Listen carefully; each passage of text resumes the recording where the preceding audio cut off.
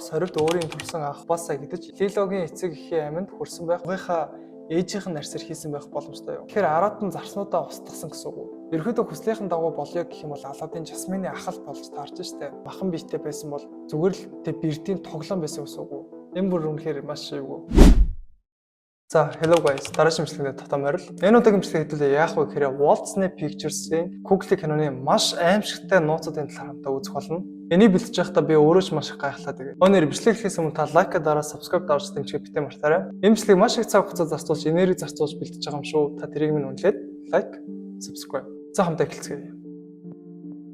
Disney-гийн аимшигт нууцууд 1. 1994 онд дэлгэцэнд гарч байсан Арадны хаан кинонд олон үзэгчдийн сэтгэлд хамгийн их шанал авчирсан хэсэг болох Муфасагийн амар өгдсөн тэмээний сүргийн довтлооны хэсэг. За энэсээ бүгдээрээ санаж байгаа хөтэй нөгөө Симбагийн аав нь ингээд тэмээнд одоо дайруулцдаг штэ.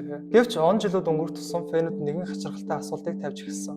Муфасагийн зохицолд юу тохиолдсон бэ? Kugel's кинон дээр бол зохицсныг яасныг бол харуулж өгдөг. Тэгэхээр яг яасан байх нь хамтаа мэдчих цаая. Хамгийн сүүлд Муфасагийн зохицыг харуулхад сорилт түүний дэрийг зогсож байхад Симба айж зогцдог. Харин дараа нь Тимон Пумбатай хөгжилтэй адал явдлуудыг өнгөрөөсний дараа бид сорилт зазууг торон хийсэн хэсгийг хардаг. Энэ үед сорив шүдний завсраас ясны хэлтэрхий авч дараа нь нэгэн гавлыг гараараа барьж үзүүлдэг. Гэвч зарим анхааралтай үзэгчид уг гавлыг Муфасагийн гавл байж магадгүй гэж үздэг. Тэр би энийг бэлдэж байхдаа маш гайхсан. Kugel's кинон дээр яалчгүй гавлын ясны гартаа барьсан харагдчихжээ. Энэ онол ёсоор сорилт өөрийн төрсэн анх басаа гэдэж яснуудын трофей болгож үлдээсэнгийнх аимшигтай дүгнэлт гарчээ. Өмнөдөө уг гавл нь арслангийн гавлтай төстэй харагддаг. Гэхдээ хожим кинонд сорилтын цөөвөр чонуудтай ялагдсны дараа идэж бүг харуулдаг тул Муфасагийн гавл цөөвөр чонуудын ажил байж магадгүй гэж үзэх хүмүүс бий. Надад бол энэ таамаг бол үнэхээр бодит санагдсан. Симба аавыгаа орхиж авсны дараа цөөвөр чонууд ирэхэд эцсэн байх магадaltaй л. Disney-гийн аимшигт нууцуд 2. Lilo ба Stitch бол Disney-ийн хамгийн сэтгэл хөдлөхөн бас зарим талаараа дутуу үнэлэгдсэн бүтээлүүдийн нэг. Гэвч нэгэн фэний онол уг түүхийг гонигтай, санаанд оромгүй эргэлттэй болгож харуулдаг. Энэ Kugel'ийг бол бүгдээрээ мэдэн шүү дээ. Надад бол үнэхээр таалагддаг. Киноны ихэнд бид Lilog хуулаа бүжгийн хичээлдээ хоцорч ирж байгааг хардаг.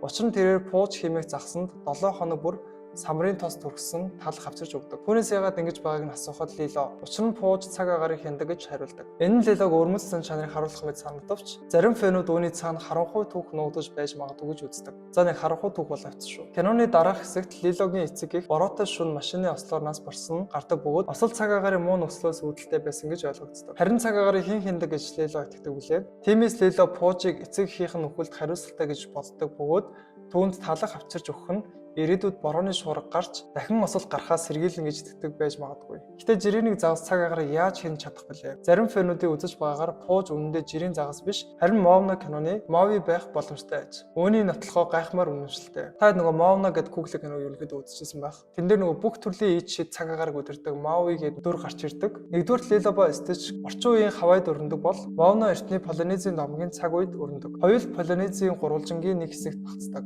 Мөн Maui Moanaтай уулзахаас өмнө хэдэн мянган жил амьдарч байсан мөн мөнх настай гэж үздэг тул Lilогийн цаг үед амьдарч байсан байх магадaltaй. Одоо бүр намайг гайхшуулсан нэг зүйл. Maui хагас бурхан тул салхийг хянаж янз бүрийн амьтдад хувирах чадвартай. Үүнд загасч багтана. Тиймээс Maui хувирч борооны шугыг үүсгэснээр Lilогийн эцэг эхийн аминд хүрсэн байх магадaltaй. Харин яагаад Maui ийм зүйл хийх вэ? Moana киноноос бид Maui хүч чадалд хайхамжгүй, заримдаа хөнгөн хумгаа ханддаг занг харсан.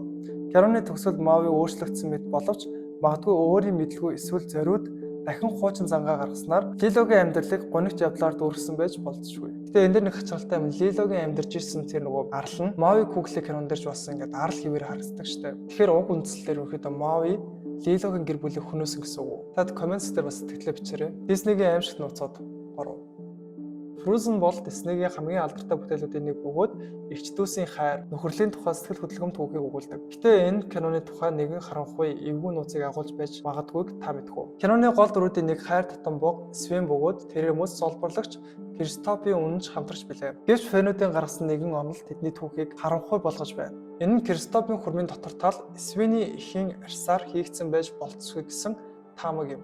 За энэ бүр үнэхээр хачиргалтай. Kristoffийн хүрм нэрнгэсээ бугынхаа ээжийнх нь арьсаар хийсэн байх боломжтой юу? Энэ санаа ихэндээ утгагүй мэт сонсогдох боловч киноны нөхцөл байдалд харьцуулан бодвол магадaltaй мэт санагдана. Sven болон Kristoff анх Аренделийн мөс солборлагчтай хамт бүтэн хязгааргүй газар амьдарч байгаагаар гардаг. Ийм нөхцөлд ямар ч хэрэгцээгүй болсон бог ажиллах чадваргүй болбол түүний мах арьсыг нь ашиглах нь боломжтой зүйл байж болох юм. Киноноос бид Sven-ийн ээжэд юу тохиолдсныг хизээж олж мэддэггүй. Гэхдээ ерөөхдөө энэ бодит амьдралд нэлээд бууж байна л да. Угаасаа л хүн амьтны махыг гэдэж бас амьтны арьсаар л ерөөхдөө хувц өмсдөг байсан шүү дээ. Гэвч хамгийн эвгүй хэсэг нь эндээс эхэлдэг. Зарим таамаглаар Свен Кристофийн хөрмнөөс өөрийн эхийн үнэрийг мэдэрдэг бөгөөд энэс шалтгаанаар түүнээс хизээч холдохгүй гэж үздэг. Хэрв Кристоф Свений эхийн арьс бүхий хөрм өмсдөг бол Свен өсөж том болоход Кристофыг эцгэнэ гэж бодож магадгүй. Үүнийг бодоход Свений Кристофтай харилцаа найзын гэхээс илүү ээж хүү маягаар байх магадaltaй. Энэ бол үнэхээр чихүүдээс төрүүлэн таамаглал. Бас эвгүй юм те. Frozen кино иймэрхүү эвгүй таамаглалууд зогсохгүй. Кино дотор Disney нууцлаг жижиг хэсгүүд олон бий. Жишээ нь номын тавир дээрх Mickey Mouse, Rapunzel Elsa-гийн хаан ширийн залах хослолд ирсэн зэрэг маш их хачирхалтай түүхүүд өрнөдөг.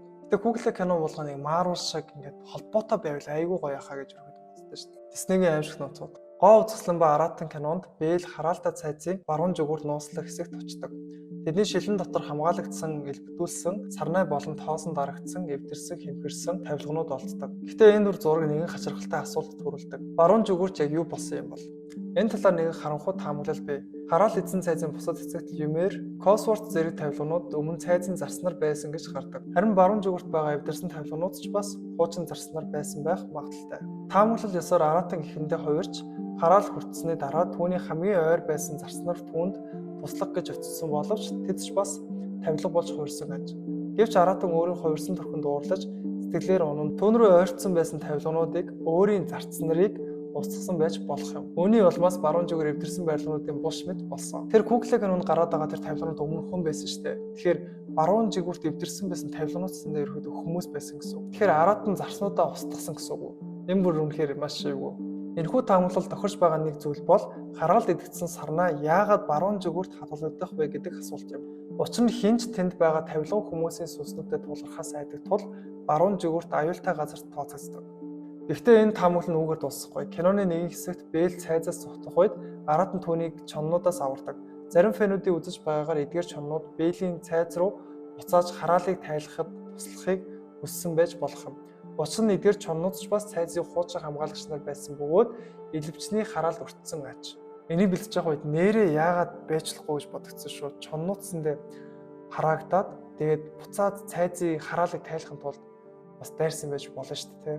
Мэдээж Аратан нэг чоны хөнөөс нь ууг таамаглалд эргэлзээ төрүүлж болохч хараалыг тайлахын тулд чонны ухаан зөлөөслөгдөх шаардлага гарсан гэж зарим фэнүүд үздэг. Ихтэй энэ таамаглал үнэхээр хөөц даах үцэл таамаглал энэ.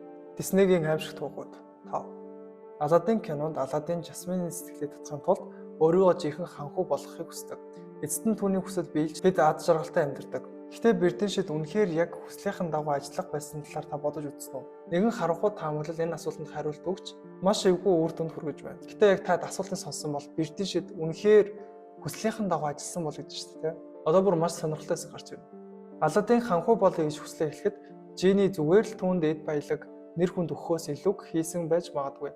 Энэ онолоор Жини Аладдиныг жинхэнэ ханхуу болгохын тулд түүнийг хааны гэр бүлд нууцаар нэгдсэн байж болно. Аграба хотын хувьд ханхуу гэдэг нь хааны хүү гэсэн утгатай. Тиймээс Аладдиныг жинхэнэ ханхуу болгох хамгийн хэлбэр арга нь түүнийг султааны хүү болгох явдал юм. Харин энэ нь Аладдиныг Жасмины ах болгож байгаа хэрэг. Мэдээж Аладдин Бердээс ханхуу болохыг гуйсан бол тэр ямар нэгэн хааны хүү болж л ханхуу болно шүү дээ. Тэгэхээр Аладдин Аграб гэдэг хотод байдаг учраас ерөөдөө хүслийнхэн дагуу болёо гэх юм бол Аладдин Жасмины ах л болж таарч шүү дээ. Тэр яг биелэх юм бол тэгээ бүр цаашаа бүр сонирхолтой. Жиний хөгжлөө залсан зангаар алдартай тул Аладдины хүслийг техникийн хувьд биелүүлэхдээ ийм эвгүй үр дагавар үүсгэсэн байх магадaltaй. Гэхдээ энэ таамаглалд зарим асуудал бий. Аладдин Абабагийн ханхуу болсон болохоор Аграб хотынх биш. Тиймээс тэр Жасминтай холбоотой байх магадлал том бага. За одоо бүр маш эвгүй хэсэг гарч байна. Гэхдээ энэ хүслийн өөр нэг эвгүй үр дагавар байж болно. Аладдин ханхуу мэд харагдъя гэж биш, жинхэнэ ханхуу болъё гэж хүссэн. Энэ нь түүнд захирах хаан тус хэрэгтэй гэсэн үг. Тиймээс Жини хоёр сонголттой байв. Аль нэг хаан тусыг хүчээр булан эзлэх, эсвэл огт шинэ улс бий болгох.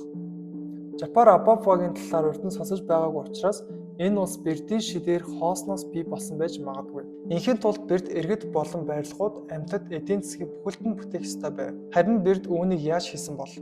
Шинэ амьдрал бий болгосон уу, эсвэл хүмүүсийг хулгайлсан уу? Хамгийн аимшигтай нь Жапар Аладдины хүслийг үгүй хийснээр тэр хүмүүс хайцсан бэ. Берд тэднийг устгасан уу? Гэтэ энэ бүр үнэхээр эвгүй сонсогдож байна те. Тэр хүмүүс яг өмнөхөө хүн шиг одоо оюун бодолтой, сүнстэй, махан биетэй байсан бол зүгээр л тэр Бердийн тоглоом байсан гэсэн үг үү? Тэгэхээр тэр хүмүүсийн оршил ерөөхдөө төр зургал байсан гэсэн үг. Тэр хүмүүсийн оронд өөрийгөө тавиад үзэх юм бол надад бол ер нь бол амар өөрөвчлөлтэй санагдаж байна. Эдгээр зүгээр таамаглал хэдиж бид хүслийг биелүүлэх шийдийн талаар бодоход хүргэж байна. Тиймээс хэрэв та ич хэдийн дэлгүүртэй очирвол хүслээ маш нарийн тодорхой хэлэх хэрэгтэй. За тэгээд энэ хүрээд бичлэг мань өндөрлөж байна. Тэгээ энэ удаагийн дугаараар Disney-гийн аимшигтай нууцтай талаар хамтдаа мэдэж авлаа. Таад мэнсэндээ миний хичээл зүтгэлийг үнэлээд лайк дарж subscribe дарахаа битэн мартаарай. За тэгээд part 2-ыг хэрвээ та хэд таалагдах юм бол би мэдээж хийн. Та хэд мань part 2-ыг үзхийг хүсвэл коммент дээр бичээрэй. Дараач ирэлэр дараагийн контентоор уулзцгаая.